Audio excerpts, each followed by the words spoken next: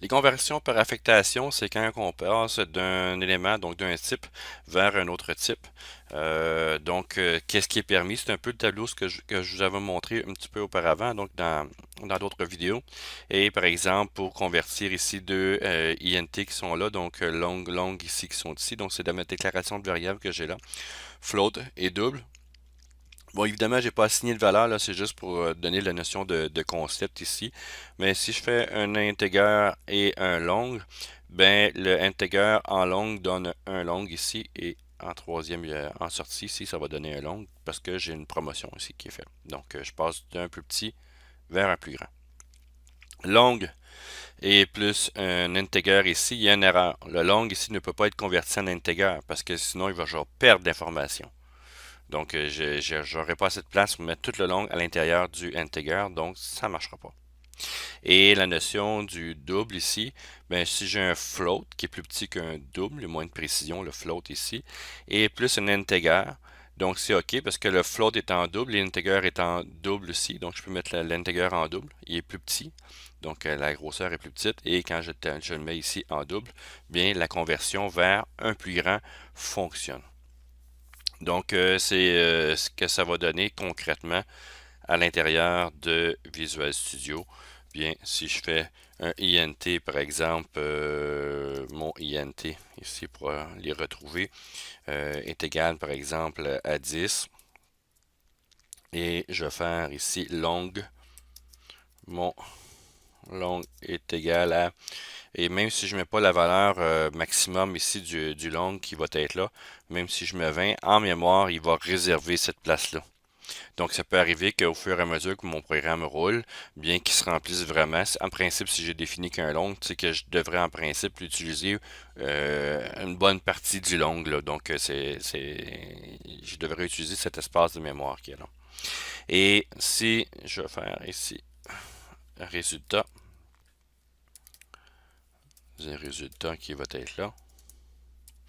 Et ce que ça permet de faire ici, c'est que si je mets le résultat en tant que long, donc résultat ici, résultat en tant que long, et je fais mon INT plus mon long, bien je ne devrais pas avoir de problème. Ça fonctionne, il devrait me mettre 30. Donc si je le fais rouler, aucun problème.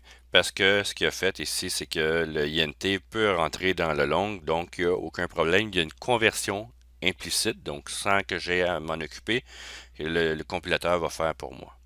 Mais si je mets le résultat en INT ici, donc j'ai une erreur. Il me dit que le long, je ne peux pas convertir implicitement, donc c'est à moi de le faire explicitement. Donc ce qu'on va voir par après, dans ce cas ici, c'est que le compilateur ne veut pas le faire et c'est moi qui devra forcer le compilateur à le faire et c'est moi qui sera responsable si jamais il y a des erreurs, autrement dit, d'éléments, ce qui devrait en principe arriver.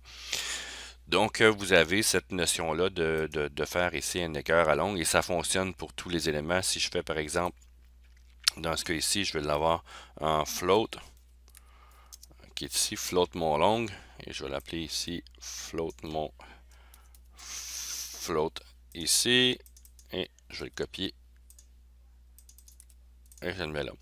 Donc, qu'est-ce qu'il va faire? Évidemment, le float, il ne peut pas l'envoyer en integer parce que le float prend plus de place que l'integer, donc qu'à la largeur d'integer, et il va avoir une perte d'information parce qu'ici, c'est des fractions. Et ici, c'est des nombres entiers, donc il va y avoir une troncature qui va se faire. Et dans ce cas-là, ici, ce que je devrais faire, ben, si je mets en double, par exemple, double ici, donc le double résultat, ça fonctionne parce que le résultat est plus grand. Et si je mets 20 plus 10, il devrait me l'afficher en double. Donc c'est 30 ni plus ni moins. Et si je mets 20.5, ben il n'y a aucun problème. C'est la virgule ici oups, qu'il faut que je mette. Float 20 points. Ici, il y a une erreur de ces points qui est là et je vais mettre en double.